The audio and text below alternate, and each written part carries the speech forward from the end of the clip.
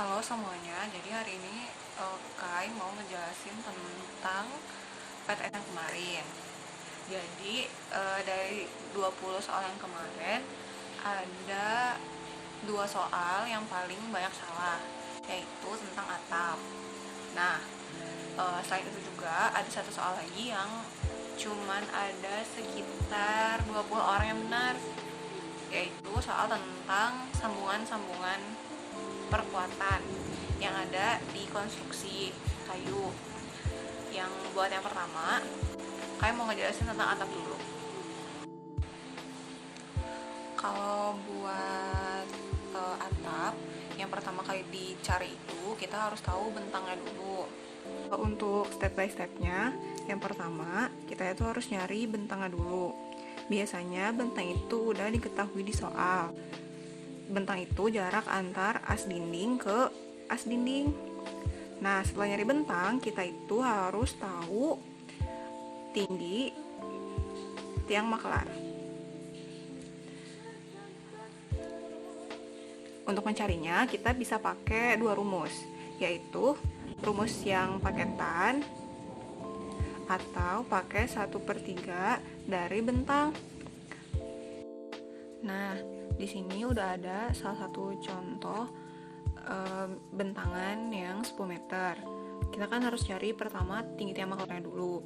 Karena ada dua rumus, jadi kita pakai yang tan. Karena di Indonesia kita pakainya tan yang 30, yaitu 0,58. Setelah dikalikan dan dibulatkan, hasilnya jadi 6 meter. Habis nyari tiang makelar, kita harus step ketiganya nyari panjang kaki kuda-kuda. Kalau misalnya digambarkan,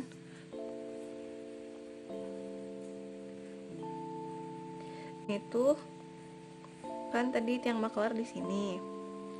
Nah, kalau bentangan itu kan yang ini. Terus ini kayak kuda-kuda. Harus cari yang ini. Caranya pakai Pitagoras. Pitagoras itu C pangkat 2 sama dengan A pangkat 2 tambah B pangkat 2.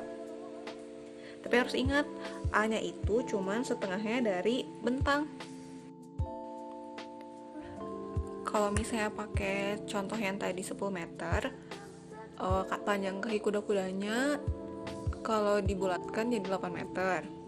Setelah nyari panjang kaki kuda-kuda, kita tuh harus nyari jumlah gording. Di step keempatnya, gording. Ini ada beberapa angka-angka yang harus diingat, yaitu panjang kayu sama panjang antar gording, jarak antar gording. Jadi setelah kita tuh dapat panjang kaki kuda-kuda, kita tuh membagi si kaki kuda-kuda ini sama angka ini. Berarti kan 8 meter dibagi, misalnya aku mau ngambilnya 2 meter, bagi 2 meter sama dengan 4 meter. Berarti ini tuh 4 meter ini tuh adalah jarak antar gording gitu. Kalau misalnya digambar lagi, ini kan kayak kuda-kuda. Misalnya aku mau ngambilnya dari as yang di bawah. Berarti 4 meter di sini, 4 meter di sini. Berarti kalau misalnya dengan bentang yang 10 meter, berarti cuman ada satu gording di sini. Gitu. Step selanjutnya, kita harus nyari jumlah sambungan yang nanti akan dipakai buat jumlah sokong.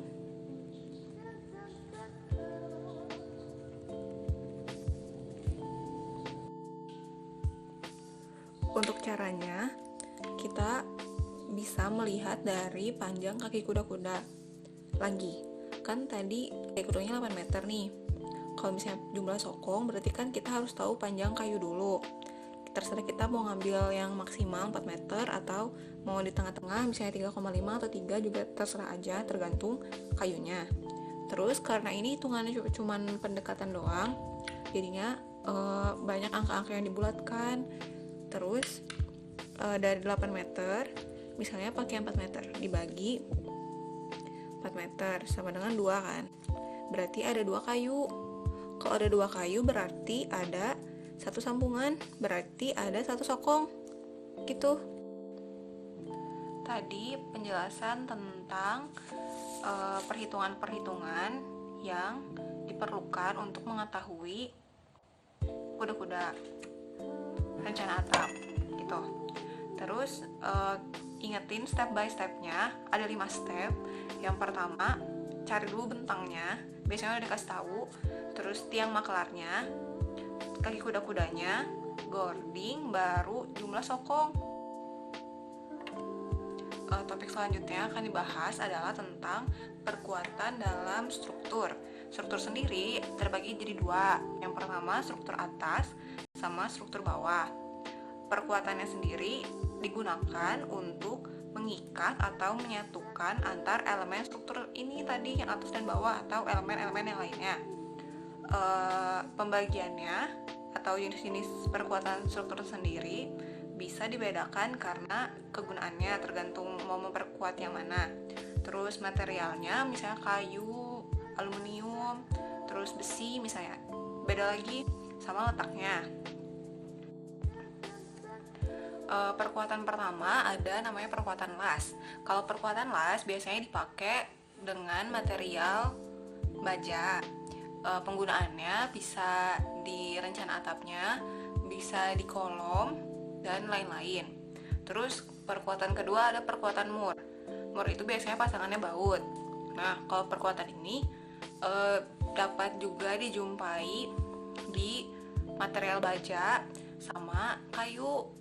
Kayak waktu sambungan balok kunci kan itu pakai mur dan baut ya. Terus yang ketiga ada perkuatan angkur.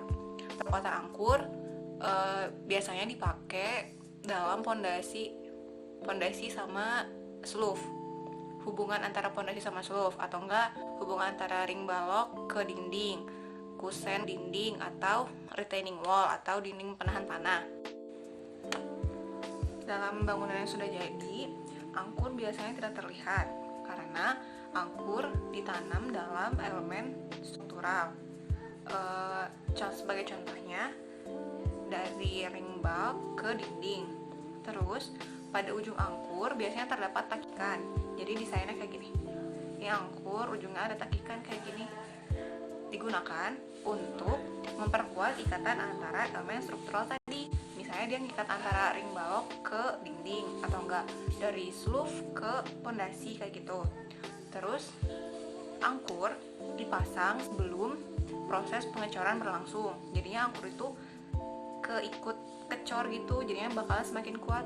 Selain perkuatannya itu dari tulangan, kalau misalnya dari dinding, angkur juga berfungsi sebagai pengikat. Sekian dulu video penjelasan tentang PTS kemarin. Makasih udah merhatiin. Harus ngerti.